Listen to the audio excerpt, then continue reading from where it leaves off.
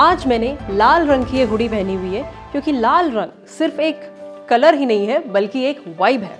लाल के जितने शेड्स हैं उतनी वाइब है। लेकिन क्या आपको पता है रेड कलर का एक ऐसा शेड होता है जो हमें आंखों से दिखता ही नहीं।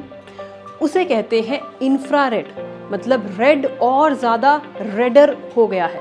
और इसे देखने के लिए हमें चाहिए होता है जेम्स वेब स्पेस टेलीस्कोप का एक स्पेशल कैमरा। आज हम कायनात में एक ऐसी जगह जाएंगे जहां पे हमारा मेहमान जितना स्पेशल है उतना ही अजीब भी। ये है सोम्ब्रेरो गैलेक्सी। ये हमसे बहुत दूर है, 29 मिलियन लाइट ईयर्स अवे।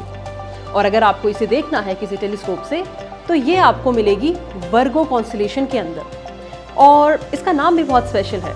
आप सोच रहे होंगे कि सोम्ब्रेरो क्या होता है, तो अगर आप गूगल पे सर्च करेंगे मेक्सिको की सोम्ब्रेरो हैट तो ये गैलेक्सी और वो हैट की शेप थोड़ी थोड़ी सेम होती है और उसी हैट के ऊपर इस गैलेक्सी का नाम रखा हुआ है।